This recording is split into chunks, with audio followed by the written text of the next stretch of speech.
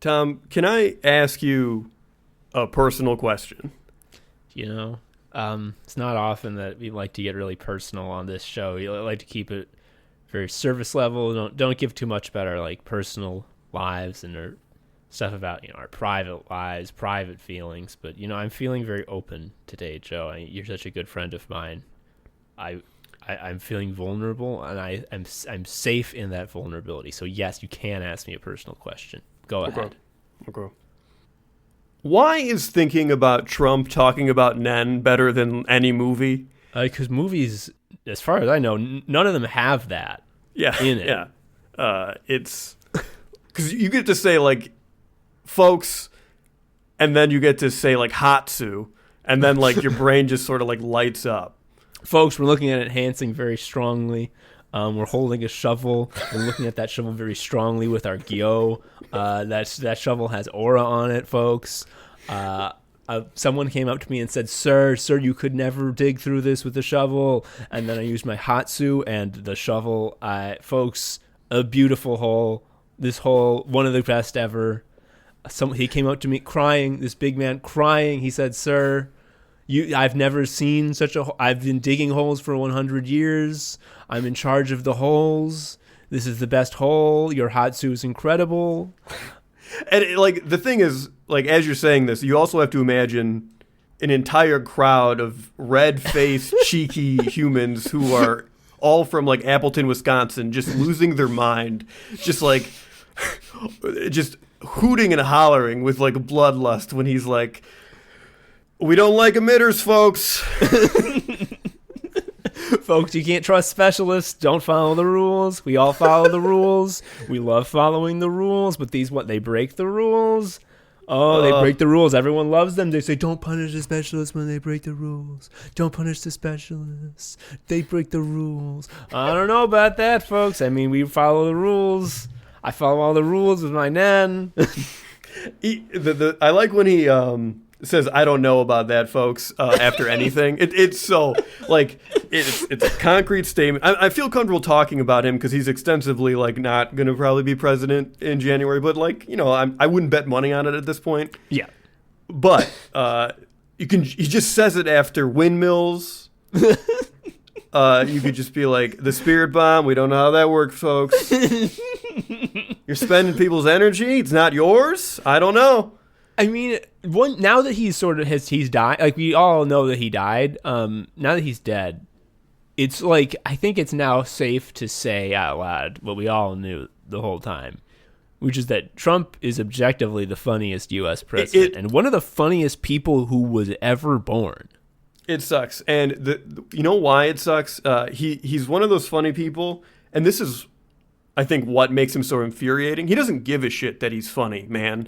That's the thing. Like, you like to make people laugh, right? That's your problem. Like, your value is tied up in other people laughing. Trump doesn't even know he's ever told a joke.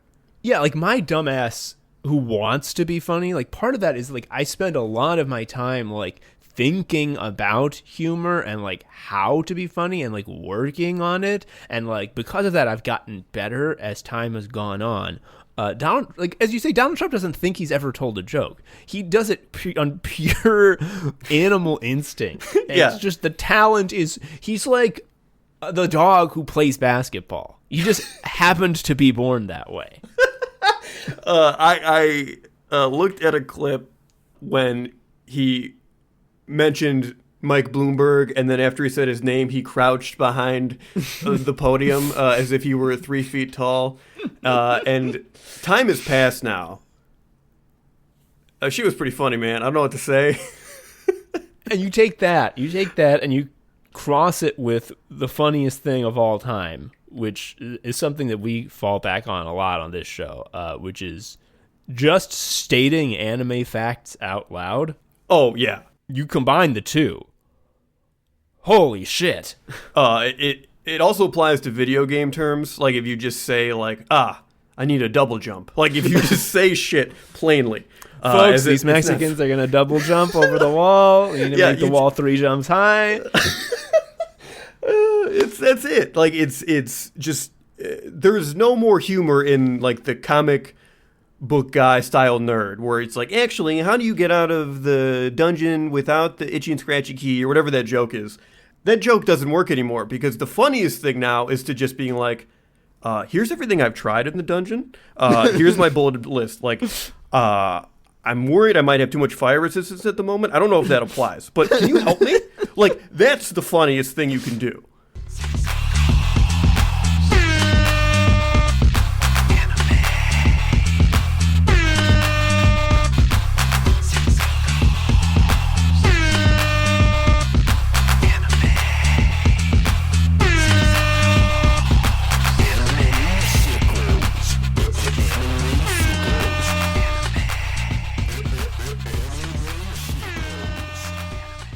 Hello, everybody. Welcome to Anime Sickos. It's the podcast for geniuses and the only podcast where we look at the four pillars of modern misery, anime, gaming, posting, and chops. I'm Tom, an anime sicko. I am Joe, an anime sicko. Joe, this week we're going to do another Oops, All Goofs episode, cleaning out the Trello, all these little funny bits that we can't spin into a half-hour segment.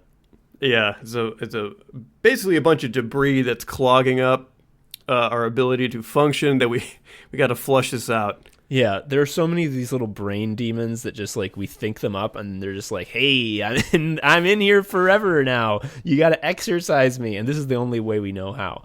Time out. Like, can I, are we ever going to, for this the deficit, are we ever going to do a thing, or can I just read this as like an example of like, it's gone now, we're free? Yes, fucking exact. Please do that. Okay. Like here you wrote, I guess I'll just read this verbatim. The deficit. You ever seen a number? No, bitch. 8 is fake. It's like Goku. You just see fanfic of it, and in parentheses, math. So, so that's gone now, right? Like, we don't have to do that. It's gone. Yeah. I ruined the joke, so we can't turn it into anything. We're safe. Of the deficit. Yeah, it's gone. Like, I don't have to think about how 8 is fake anymore. Yeah, it's like Goku, and math is fan fiction. Like, it checks out. It's just I don't want to think about it anymore. Yeah, so that's what Oops All Goofs is for. It's like, you know how people say that dreaming is like your subconscious brain like sifting through the mental muck and like sorting stuff out into its correct file? That's what this is, but for podcasts. It's a dream podcast. It's your dream podcast. Anyway, that's enough of that bullshit. Joe, can I talk about a video game real quick? Just real quick, I want to talk about a game. I would love it. Okay, so this is a game that me and my wife played just recently. Like, we finished it like 2 days ago. And it's fucking fantastic. Short review is this is one of the best games I've ever played. Go play it yourself if you haven't. I'm not going to spoil it for reasons that'll become clear. The game is called The Return of Obra Dinn.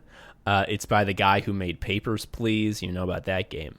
And The Return of the Obra Dinn sees you playing an insurance agent in like the 1800s, and this ghost ship called the Obra Dinn that's been missing for years is washed up, and you get sent to the Obra Dinn to find out what happened to it, basically to figure out like who is responsible for this ship that is the property of the fucking British government getting fucked up and gone.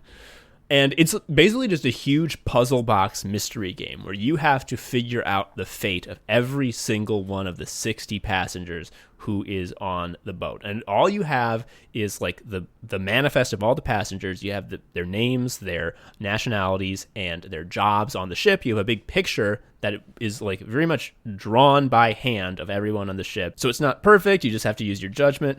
And then you have this pocket watch, which when you find a dead body, you can point the pocket watch at the dead body, and it plays the last 2 seconds of audio of that person's life and then shows a still 3D like diorama scene, a memory of the instant of their death. And you can like walk around in 3D and, you know, inspect and see who's present.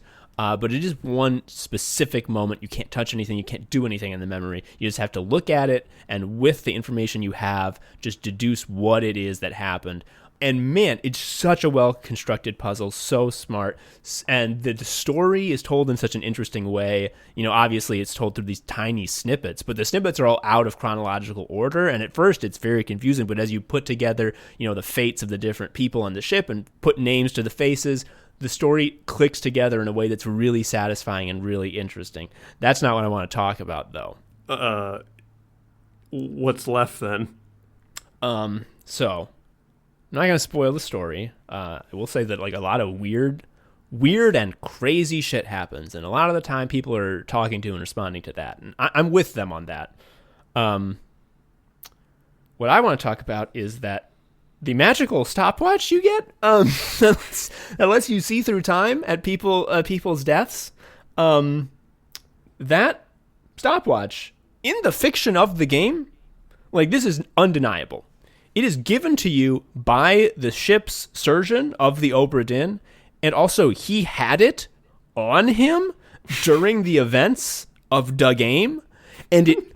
No, like, you know how in fucking Itchy and Scratchy and Poochie, where then the focus group person is like, when Poochie's off screen, everyone should be asking, where's Poochie? That's what they should be doing for the fucking watch. So everyone knew that, like, the surgeon, he's just a nice doctor who obviously made a deal with Satan, who gave him a pocket watch. We all know this because he's always talking about it. Anyway, see ya.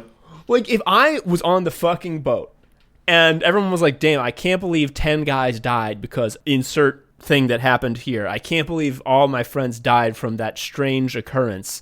It really bums me out. I'd be like, yeah, no, I'm with you. But that said, we really need to fucking ask Henry about his strange watch. Have you heard of this shit? You can see through time. You go back in time and you can walk around. Terminal incuriosity is like the best shit. I love it. It's more powerful than any other emotion.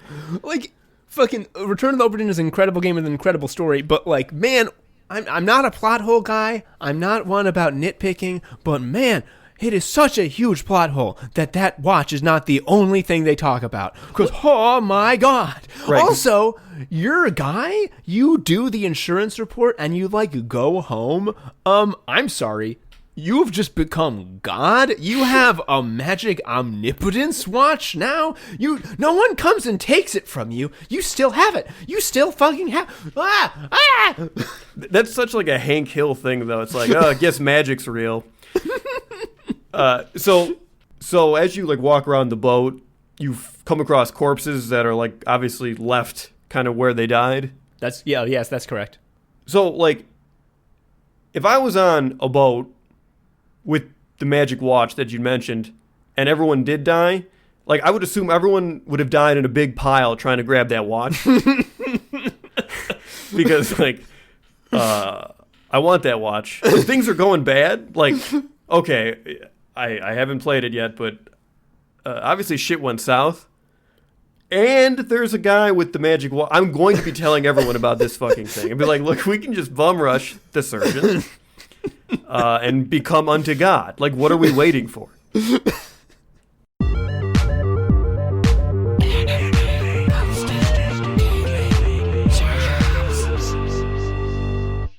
We had such a good time reading from the Fate Wiki last episode that I think we're going to do it again. But this time, let's just let the Fate Wiki... I don't want to curate the Fate Wiki and, like, show you its worst side. I want to let it be its own bad self. And so what we're going to do is we're going to use a random word generation process of our own devising to figure out a word to search on the Fate Wiki, and we will then read the entry for the top results.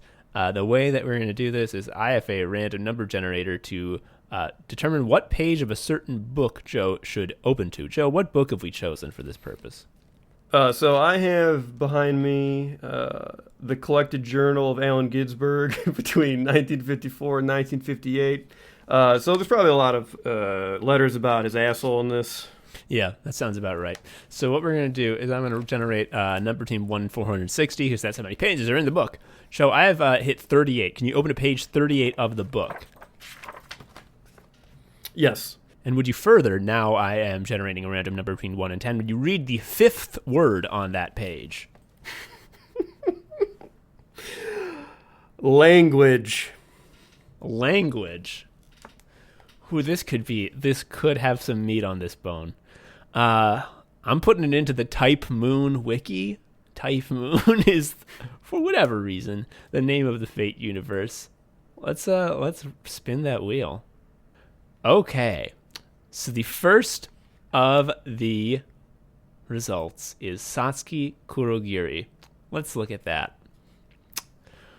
Oh man, I'm just looking at this real brief, and I already know we have not. This is not a dud segment, folks. We hit gold.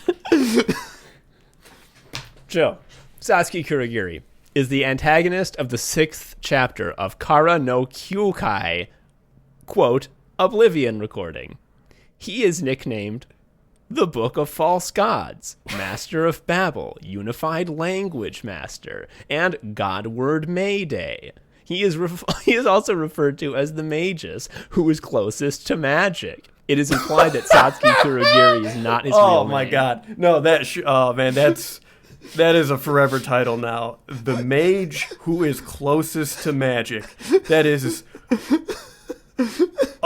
like I'm holding an entire book of Allen Ginsberg, and nothing in here has a fifth of the oomph of the mage who is closest to magic. And Joe, I want to ask you, do you think that magic is capital M or lowercase m? Can I ask a clarifying question? Of course. Is the word magic a link? Oh, yes. Buddy, that's a capital M. Ding, ding, ding, ding, ding. We're learning, Joe. We're getting to know. Oh, my God. Okay. I also want to make it clear that, like, we've now done this, like, I don't know, 3 times. I know less than I started. It really is astonishing, Joe. I got to read some more about Satsuki Kurogiri. Born in Wales, like someone named Satsuki Kurogiri would be. He was kidnapped by fairies at the age of 10, who made him lose all his past memory and cursed him so that he could still store future memories in his brain, but he could not retrieve those memories and recognize them as his own. He eventually killed every fairy. In order to cope with his problem, he had to store his visual information in descriptive words so that he could recognize it the next time he saw it. However, if the object he had seen had changed in any way... This is Memento. This is anime Memento. Satsuki managed to learn the unified language from his contact with the fairies. However, in reality, the fairies did not actually kidnap him, but instead, he killed them in some kind of mad dream, and his current mental state is the result of their last curse in vengeance. Trying to find a way to retrieve his memories, he attended the Atlas Academy to study magecraft. There, he mastered the unified language and became the youngest mage to attain the status of master. However, this did not help him, since he did not just lose his memory, but he had lost his ability to recognize his memory and to know that it is true. Can I ask a question? You sure can. What menu items do I have to press in the phone game to make it say these things? Like, where does this come from? I understand that the Fate Wiki is a source of truth, but is it like being piped through the phone game? Because my understanding is that, like, that's just babes. Like, there are no words in that. All I know is that there are babes and that there are PNGs of ladies and that they have stats and that some of them you want good stats. Yeah, I'm familiar with, like, the idea of doing your pulls, like trying to get good characters. I get that. But I don't think the game that is gambling has that many words. Oh, my God. Joe, I gotta read some of this bullshit to you. This is Kurogiri's personality. Kurogiri is a man who leaves a strong impression on others, while still being very forgettable at the same time. That's impossible. He is a magus uncertain of tomorrow, the future, but hopefully clings to yesterday, the past. He pursues eternity and wants to see the world where everyone does as they wish. This is, like, exactly the stuff I would grade for 3 years of my life. Like, this was... This is, like, such a common, like, writing technique when you're, like, not confident and you're like, I want to be smart, and it's to say nothing by, like, defining both sides of it as not it. Like, you just sort of establish this weird paradox.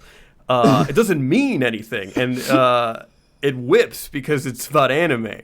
It whips because the person who wrote this, the people who came up with all this fucking lore, are 10,000 times wealthier than we'll ever be. Joe, I I've just scrolled down to his abilities. You know how we made a little joke in the last Fate Wiki a segment about how, like, it's important to understand what the powers are, and, like, the joke was you can't understand any fucking power from this goddamn wiki. This is, like, the fucking quintessential example of that. Because here I go. Abilities. Said to be the only magus in the world to be able to speak the ancient unified language, which connects to the root itself. As expected from his unusual talent, the Mages Association branded him for a ceiling designation. He is not proficient in combat, but excels in persuading his opponents. While he possesses a very rare talent, he is very weak as a magus. Now, Joe, I want to ask you if you remember what kind of magus he was described as earlier. The answer, according to my notes, is the magus who is closest to magic. And now you're telling me, he just sucks? Yeah, no, Joe, he is very weak as a magus. I gotta be clear here.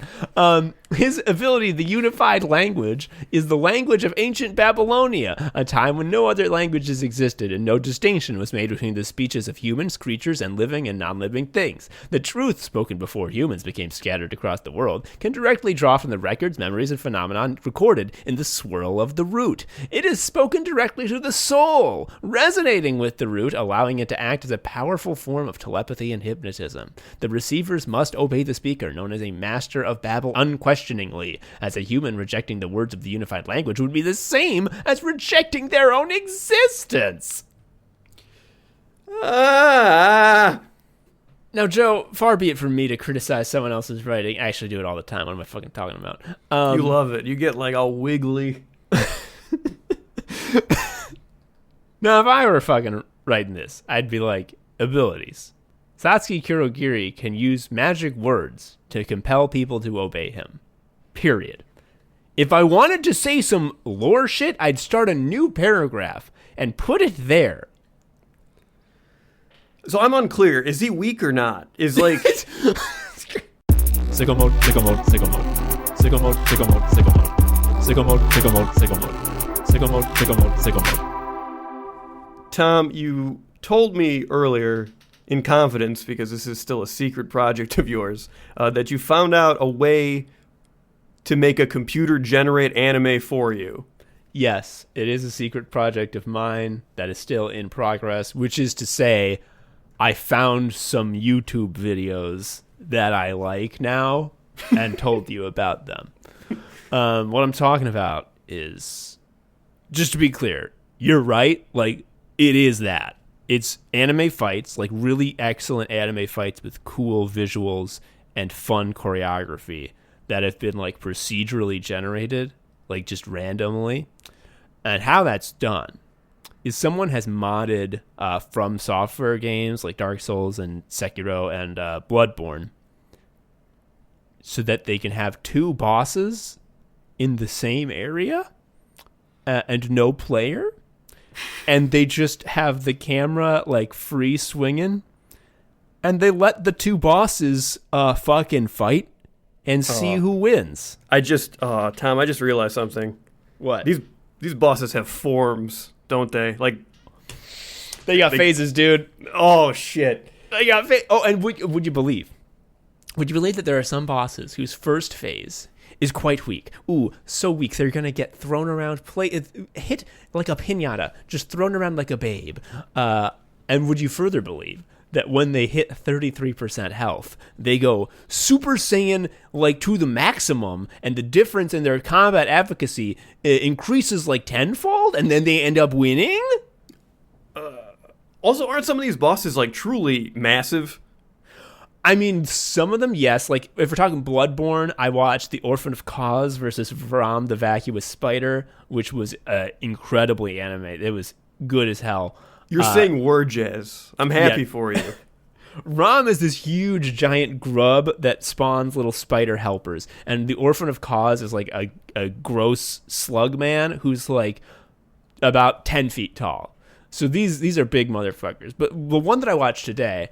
I just finished Sekiro, which is I think my favorite From Software game. And the bosses in that tend to be like fucking samurai guys who are like the size of a guy.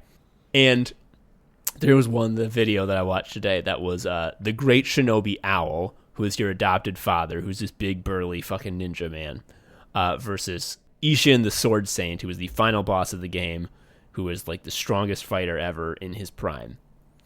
And this was some fucking... I gotta tell you about this fucking anime shit, Joe. The thing about Owl, the Great Shinobi Owl, your shitty dad, is that he's like a shinobi. He's a ninja, so like... He does, like, shitty tricks. Like, his moveset has a lot of, like, dirty tactics and bullshit. And, like, it is on purpose, and it's a great boss battle when you fight him. But when he's up against Ishin the Sword Saint, he just starts out, and all of his bullshit tactics work so fucking hard. He tricks Ishin every single time, and he is, like, beating him like a baby, slapping to bottom with his big sword. And it looks like Owl has got Ishin wrapped the fuck up. And then he hits the HP threshold where phase 2 begins. And so this whole time, Ishin has had his samurai sword, and he's been using that as his main weapon. Now, I don't know if you've gotten to the final boss of Sekiro, Joe, but when you get to phase 2, in addition to that samurai sword, he pulls out a big spear, which, no fucking joke, is like 20 feet long, and does lots of very long combos where he will swing it around himself like 6 and 7 times very quickly. And further, he will sometimes sheathe his sword so that he can reach into his robe and pull out a fucking gun and shoot it a bunch of times. And as soon as phase 2 begins, he is just like Goku at Super Saiyan God. He is just mopping the fucking floor with Owl. This spear, he is like using it like a conductor's baton, conducting a symphony of death. And anytime Owl tries to close the distance, a fucking Glock gets pulled out, and he gets a clip in his face. It made me hoot, dude. And like, think of all the combinations you haven't watched yet. Oh shit! Oh my god! Has someone figured out a way to make it so there's like 3 of them? Can you just do Battle Royale? Holy shit. Oh my god. Oh my god. Joe, this is too much anime. This is like conceivably Wait, okay. This is way better than like Salty Bets, like the thing where you would watch like a computer play Mugen or whatever, and it would be like, oh, Homer Simpson from a fighting game fighting a Ninja Turtle, or like Ryu or whatever, and like you would do fake bets, because half those characters sucked. All of the From Software bosses are beautifully animated and like go sicko mode. Yeah, and they're hard. They're like good at fighting. And also because if you've played the game, like you're extremely familiar with the boss's movesets. So like it's like, oh my god, it's happening. The thing that I had to imagine before. No, Joe, here's something I just thought of. This probably is impossible, but maybe some modder who's a big enough genius could do it. Crossover games. Like, I want Ishin the Sword Saint to, like, fight fucking a Bloodborne boss. Yeah, we got to put him in Gary's mod. Seriously, though, I fucking lost like hours today just watching these things. Oh my god, they're anime. So is there just like one channel that does that? Like, how do I get this like drug you're talking about? So maybe if I was a smarter person, I would fucking have an answer for that. Well, what I did was I found a guy who is just like a Sekiro sicko who can beat every single boss in the game without getting hit. And I watched a compilation of him playing every single boss in a row. And for each one, he deployed a specific tailor-made strategy that basically melted them from full health to dead without them really ever getting out of stun lock. It was incredible. And then these were on the recommended panel to the side. And that's how I found them. And I don't remember how. So your tip is just watch enough videos.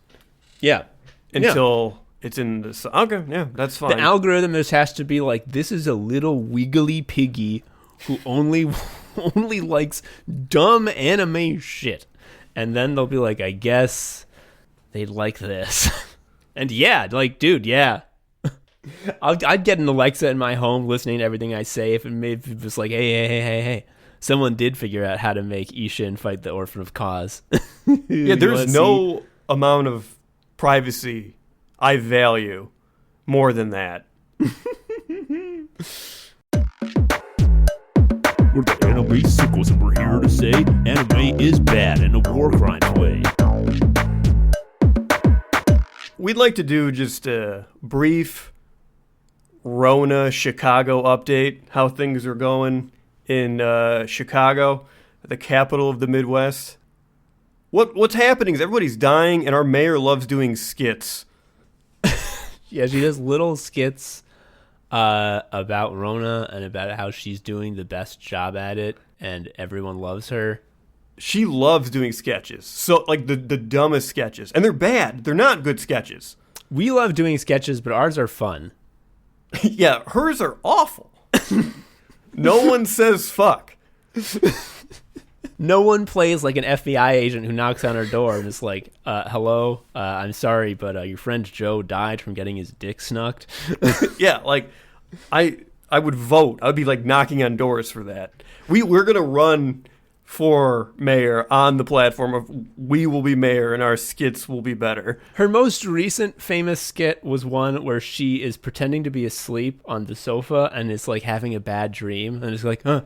And then she wakes up and does a big like relieved sigh and puts her hand on top of a globe that's right next to her and says, "Science is back, baby." Which I was talking to Sarah McHenry, former guest, recently, and we were talking about that sketch in particular, and I was like, do you know what science was back? Like, what science was she talking about? Joe, do you know? Because Sarah's answer stunned me. I'm worried that she conflates science with just like a globe, but yeah. I wish it was that, dude. The science that was back, baby, was that you can't be in a bar after 10 because Rona only spreads at night. Wait, is that literally what it was? I can't say for certain. That's what Sarah told me. I believe her, and it's more funny to believe that.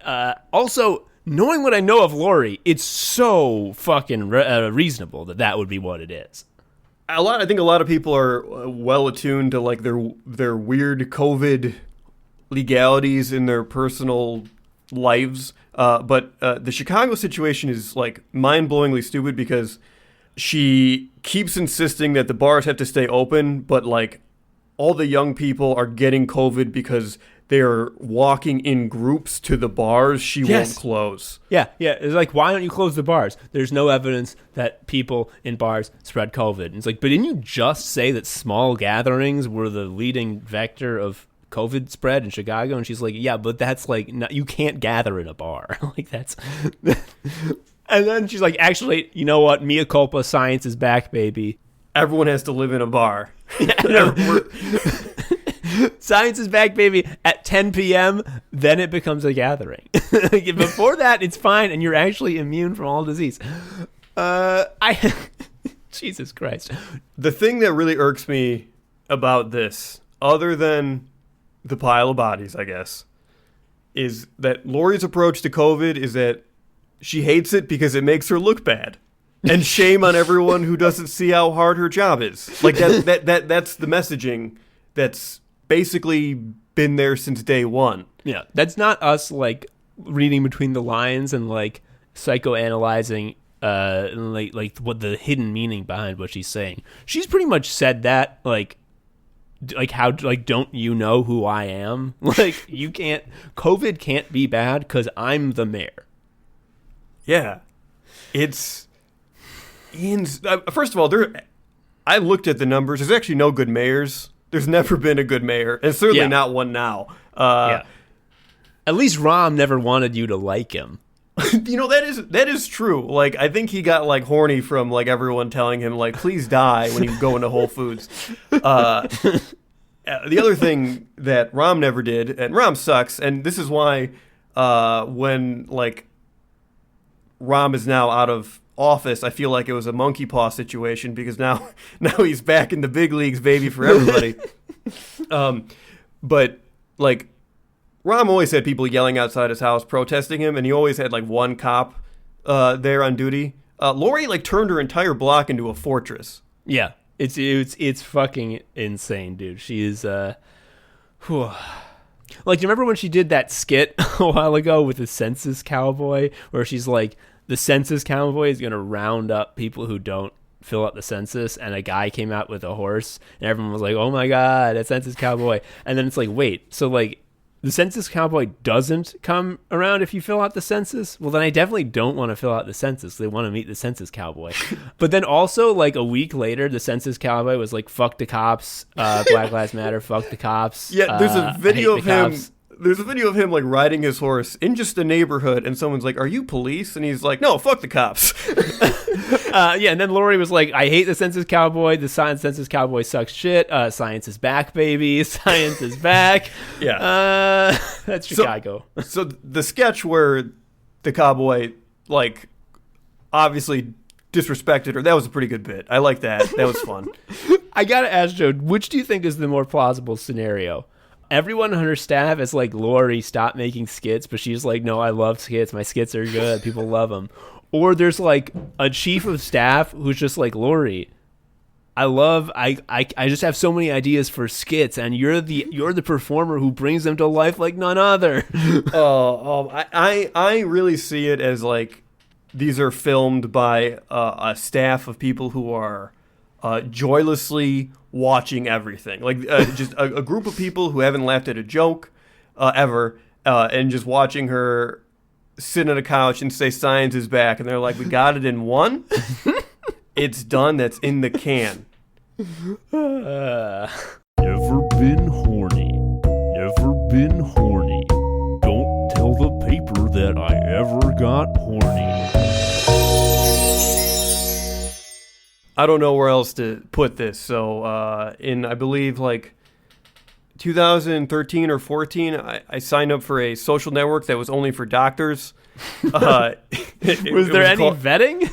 Like when you sign up, it asks like what kind of medical professional you are, and it had like a very extensive list in a way that suggested we completely understand the medical field and all the various jobs within it. So I just picked doctor, and you can get banned from it. And the reason I got banned is because I actually did this on Christmas. I'm now seeing what I was doing. I was bored on Christmas, and I kept posting in replies to other doctors, and I kept saying, how much blood is in a guy? I kept doing it again, and then when someone was like, why do you need to know? I was like, I have a bet with this other doctor. And then I tried to log in like around New Year's, and would you believe it? My account was gone.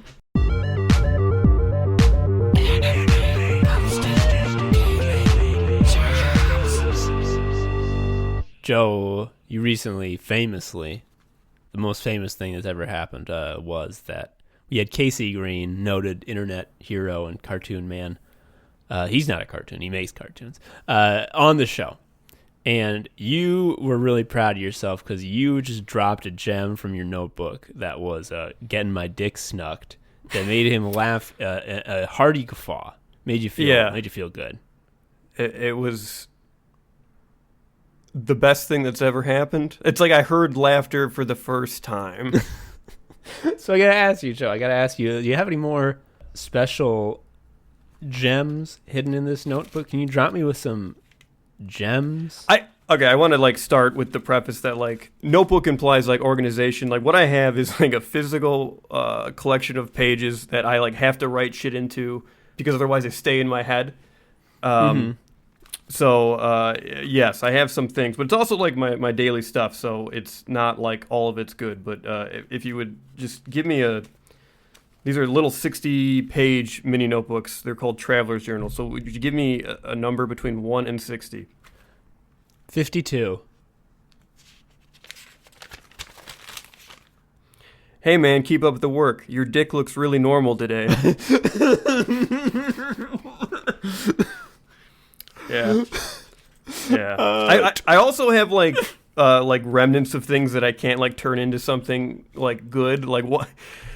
One of the things that I have this really intrusive thought about is like it's like the Gotham City Police Department, and like Commissioner Gordon doesn't get that the Joker isn't a clown during the day. Like he's like, all right, we have to check out all the birthday parties.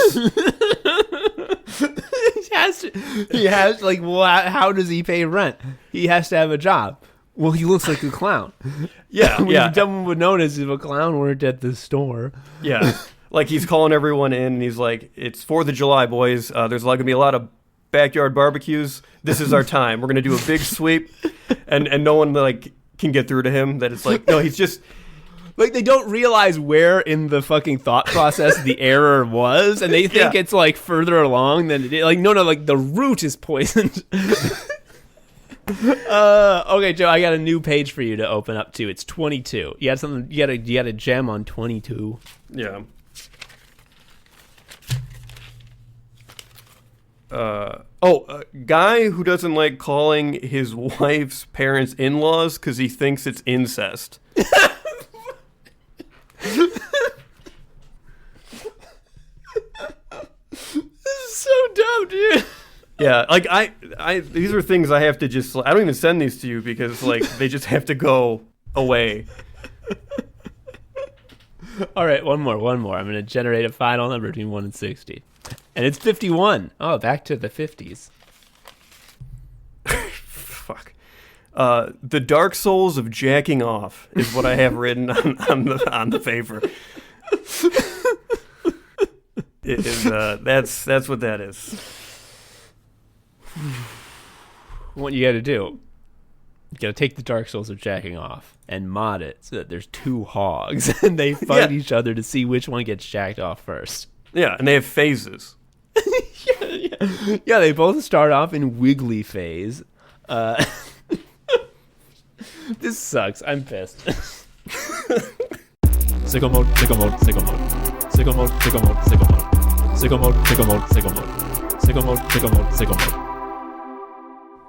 Joe, you famously, the most famous thing of all time, actually, once said that there was another Joe with your same exact name at your work who works in a completely different department at a completely different position, who every single human being in your entire company thinks that you do his work also. Yeah, his boss regularly sends me emails that are upset that I am not going to meetings that are attended for the other Joe. It sort of came to a head recently because most big companies, you have yearly required training. Mm-hmm. And because he's cybersecurity, he has slightly different training, which makes sense. That's fair. The problem is it's a required training that is now assigned to me, and everyone is yelling at me to take this training that I can't do. I brought this up to my boss, and I was like, hey, this requirement, this thing where I go into the matrix, that's not my job. I don't have to do that. And she was like, you're absolutely right. Let's get the HR person involved with this because this is a mix-up. The HR person got involved, and they were like, I don't know if you know this, but this training is required. And not only did they reiterate to me, implying that I have to do it, that it's required, they also clearly intended to send it to the other Joe because I'm the only one who's ever thought to check middle names, I guess. But it was supposed to go for them. So long story short, I just did it, dude. I just did it. It was really hard. It was really hard because it was easier than trying to explain what was happening. And the thing is, every time I try to fix it, I have to talk to more people about it, and they also don't understand. So, every single person in the company, the first time they hear about it, their initial gut response is well, you're lying. Just a lie. Yes. The response is I'm faking it. I don't know what I'd be faking, but they all think I'm trying to get one up over them somehow. And I don't know what scam you can run by thinking I'm actually a different Joe, but still, let's work together. I don't know what scam that is. I mean, I think it's an evolution of the kids sci-fi show plot. If ever someone clones you, you send one of the clones to school, and then you stay at home and eat ice cream. And it's why aren't your mom's why aren't you at school? And it's I am at school. in a way, and they think it's that. They think you're eating ice cream having cloned yourself. Yes. And that Yeah. you also got your other self a job at the same company where you apparently don't do anything. I can't get myself getting a job is so hard. How would I get another one of me a job? You can give yourself a referral. Yeah, this guy knows what he's talking about. The only saving grace in this is that like the other Joe also understands the insanity in it. Like I do appreciate that he is like, I don't want to say good humor about it because his life is also hell as a result of it. But like we don't even make jokes about it anymore. Like when we first started, I mean, like, I think this is for you. It's like, oh, I think this went to the wrong Joe, and now it's just like I'll send it forward and be like, I hate this. And he will just, like, give me a thumbs up back. We're the anime sickos, and we're here to say anime is bad in a war crime way. Joe, this is something you've probably seen a lot. You know how, like, boomers are the most important people who were ever born, and every opinion they have and everything they have to say, it has to be as loud and important and worshipped, frankly, as any human thought ever could. You're familiar with this, right? Yeah, because it's every day of my life, baby. Hey, yeah, haha. Anyway, one fun thing that boomers love to say is that, like, millennials are, like, young people who don't understand life, and, like, once they get a job, like, once they start to really grow up, they'll see how it is. And, like, that, a lot of people point out, like, well, that's silly, because, like, millennials are, like, 30 or older. Like, we're millennials, and we're, like, both over 30. We're old dumbasses who have understood how awful every facet of our lives is, and how, at the same time, as bad as it is, this is as good as it'll ever be. So a lot of people noticing this will believe that the way boomers think millennials don't age is stupid. Well, that's wrong. Because they're right. Like, the boomers are actually right. Like, a thought that I have regularly, I don't know if you're here as well, but I have this thought many times, many times a month, is it's okay that I haven't achieved much. I just graduated. Yeah, and when you say that, you mean high school, though, right? Yeah, of course. Yeah, I just got my National Merit Scholarship Finalist Award. Yeah, I had a good year at speech and debate my final year. Now I'm going to check out what this college stuff is all about. Like, people think boomers are being stupid and out of touch when they're like, millennials, when are they going to grow up? Those kids. And it's like, I'm 30. It's like, well, no, I mean, like, technically, like, if we're going by the calendar, I'm 30. But, like, I'm never going to own a house. I'm never going to have a better job than this. Like, I'm always going to be playing video games and watching cartoons. There's literally nothing else for me that is produced ever. That's it. So, like, they're right. Like, their belief of age is not like, oh, their backs hurt now. You know, it's that, like, have they hit the respective financial milestones? And the whole world thinks of age like that. So, again, this is, like, exhibit 3000 of, like, the boomers being wrong, but it, like, doesn't matter because, like, their will shapes reality, so it becomes correct. Joe, you've hit upon it so fucking hard. You've really hit the nail home. It's complaining about this kind of shit is being like, this broom can't have come to life and bring water to a different room because brooms aren't alive. It's like, yeah, but a wizard made it come alive, so it is alive now. Like, deal with it. Just look with your eyes. You can see the broom's alive. They have arms. They're fucking dancing. Never been horny. Never been horny. Don't tell the paper that I ever got horny. Tom, there's something you mentioned earlier when you were talking about Trump, about how he's, like, funny in, like, an elemental way. Like, he doesn't care that he's funny. And those people scare me because they don't know their own power. And, like, I think the most vivid example I have of, like, someone, like, being so elementally funny that, like, the shit they're saying didn't make sense, but everyone lost their mind, was in high school. So at lunch, there was this kid who just made fun of this other kid. It doesn't matter. It was high school shit. Fuck you, whatever. The important thing is the kid who was made fun of then promptly turned to him and pointed at him and said, this motherfucker eating bread. And like the whole cafeteria went nuts. Like it was like he just cut off his head, dude. And I want to be clear. Everyone was eating sandwiches. This has instilled with me that like no matter how like funny like I think I can become or improve, that there are people who just have like so much raw mana that like their mere utterances can like do that. And I guarantee that person has never told a joke in their life either. Joe, I gotta say, my read on this is that the kid who said this motherfucker eating bread was the magist closest to magic. yes. And I like he was touched in like a medieval sense. Like he was so close to God that the power went through him. That he could make a room full of kids, all of whom were eating bread right then. Just in a span of less than a second, agree that the fact that this motherfucker eating bread is the most shameful shit.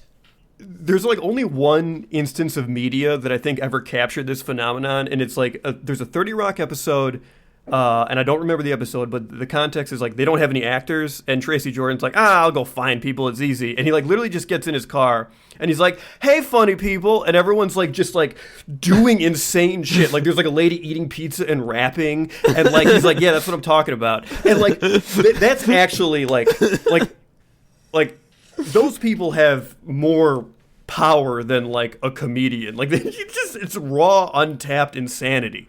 The thing is, so many of those people, if you put them like on a stage or put a microphone in front of them, they'll get nervous. It doesn't work. It like it's so stiff. You once had this term, I think, and it stuck with me. You called like anabolic goofs, which is like a joke when exposed to outside oxygen that dies immediately. Yes. It's the fun. Like it's a joke that like if you look at it and like just analyze it, it is like extremely, undeniably hilarious. But there is literally no context, not even an oops all goofs that would actually make it be funny. Like it requires. It's like 10 hours of setup. It's just like I was daydreaming about this weird scenario I had, and I thought of an incredible joke about the stuff that was going on in my daydream. Anyway, do you want to hear about my daydream so the joke becomes funny? No, you fucking don't. Like you'd kill me rightly for doing that. Yeah. If such a person like ever figured out a way to perform that like solves that problem where like the funny dies on stage or whatever, and they get up there and they just like talk about anime, our show is done. Yeah, it's we're done. Fucking canceled. There's nothing that we provide then. Joe, I mean, case in point, someone who is that funny and can still make it work on stage is Donald Trump, and he used it to become the president. Yeah, like it is that strong. Yeah, it's powerful shit. I will never do it because like I'm inherently scared and want people's validation. Like you can't. Yeah.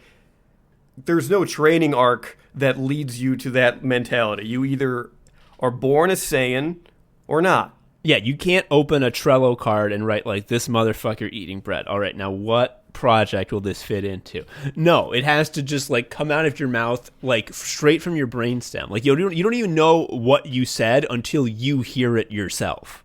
Yeah.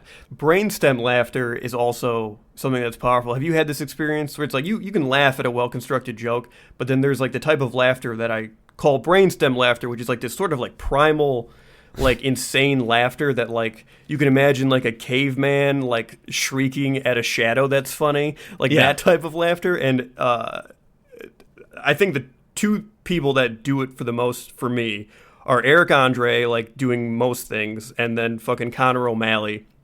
Those are two people who like cause that reaction in me, like this sort of like I become like just a skeleton that has to laugh. For me, I think it has to be, and I've talked about this on the show before, but when I was a kid, I just, for whatever reason, something clicked in my brain when I was watching my fucking Aladdin VHS. When they do the Prince Ali song, and the three goons say, "He's got the monkeys, let's see the monkeys." And I was just like, now that is fucking good. And I wore the rewind button out, just watching that, like, just those two lines over and over again. Just brainstem, like, I laughed so hard. Like, you know how you brainstem laugh so hard that you can't breathe? That's like, all my air is out. My brain is like, you need to put air in or you'll die. But the rest of my brain is like, I don't know, dude. He said he's got the monkeys. Let's see the monkeys. The air's going out. Sorry. Oh, yeah. And like your back starts seizing up. Like, it's just, it's the best feeling. It's like you can have a seizure the good way.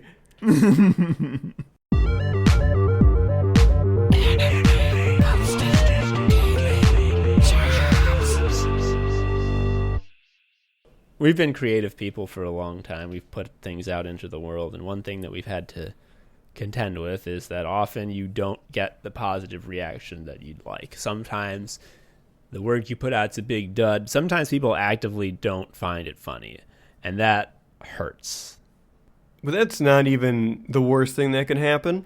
Not even close, actually.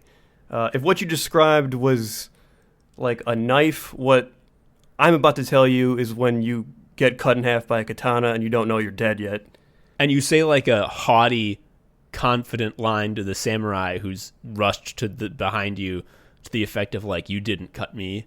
I'm gonna live forever. And then that's when like your head starts sliding off your neck and you're like, oh.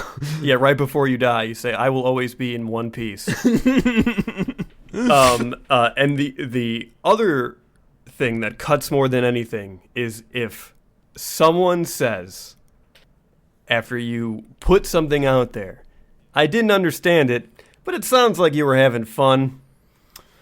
Oh, God. I would rather hear every single person I know tell me, like, Tom, that sucked, and was also, like, really offensive, and you're canceled, and we're not friends with you anymore. I would rather hear that than hear everyone say they loved it and one person say, I didn't understand it, but it sounds like you were having fun. Holy shit. Yeah, it's you look like you were having fun. It's just like at least one person was getting something out of this, right? Certainly not me. Yeah.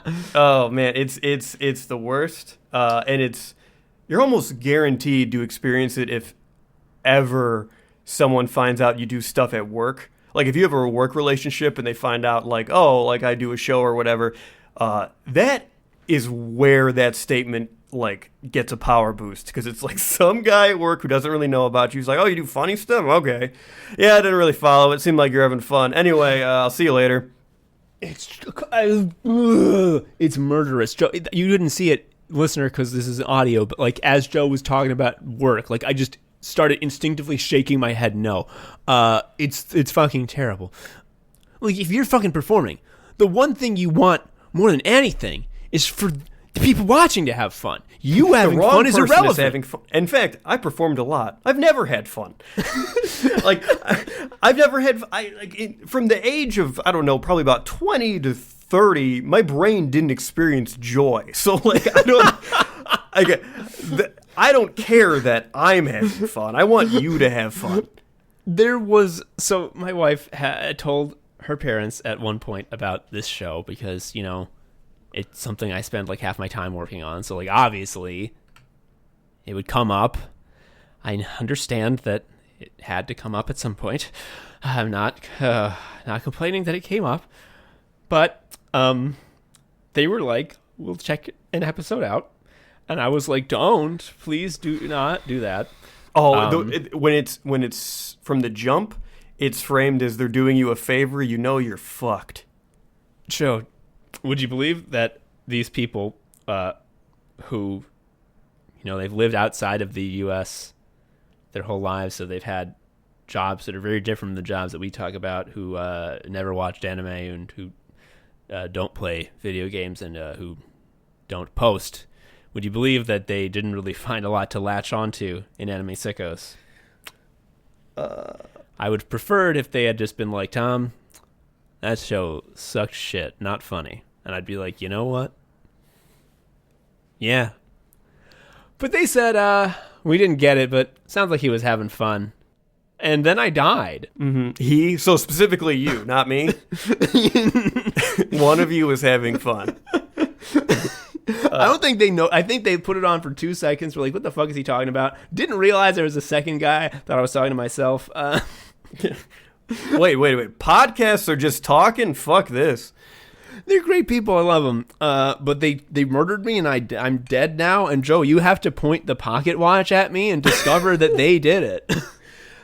I have a similar thing that happened. It wasn't the exact phrase, you look like you're having fun, but it was the same energy and impact. This was back when we were doing sketch shit. We were doing just a run through at someone's house the night before the show. The shit that happens when you have to get on stage. And we were just kind of doing it, but someone's aunt was just there. And they were in the room where we were practicing, and they weren't watching, but they also weren't leaving. And they were kind of disinterested. And I'm not exaggerating, there is no amount of positive fulfillment I can get from creating or performing anything for the rest of my life that could ever undo the psychic damage I got for just trying to be funny while there's a middle-aged disinterested woman just there. It was awful. Obviously, best case scenario, she starts to get into it a little and giggles once or twice. Second best case scenario, she gets more and more pissed that you won't shut the fuck up because she believes that she has a better claim to being in that area than you guys do, which is probably true. Objectively, she doesn't know who we are. Yeah, yes. And if she gets pissed at what you're doing, at least okay, well, she's hearing it and comprehending it and hates it. But she, to take a phrase from HR and the Democrats, she sees you, she hears you, but just absolute nothing, just blank. It's I see you, I hear you, I will not leave the room. I think the only way it could have been worse if she was pointedly facing the wall. If she was making a point, she watches us do some shit and she's I choose the wall. That would be the only way that could have been worse. Sicko mode, sicko mode, sicko mode. Sicko mode, sicko mode, sicko mode. Sicko mode, sicko mode, sicko mode. Sicko mode, sicko mode, sicko mode. Whoa, the Oops All Goofs episode is over. I feel so much lighter. It's good. I like to put the fake Trello cards in there sometimes. I think What If Goku Was Mormon was in there. I think the details in that card, let me read it. Yeah, I added a comment, I believe. Yes, you wrote, "That'd be crazy." Yeah, I agree. That would be wild. Thank you for listening to Anime Sickos, our dear, dear listener. We love you so. I've been Tom in Anime Sicko. I've been Joe in Anime Sicko. See you later. Bye-bye. See ya. Thank you for listening to Anime Sickos. I've been Tom, a sicko. You can follow me on Twitter at TomHarrison19. Joe is also a sicko. You can follow him on Twitter at ShariaUncle. You can follow Anime Sickos on Twitter at Anime Sickos or email us at animesickos@gmail.com. Please leave us a review or something. I don't know. Tell a friend. Anyway, until next time, bye.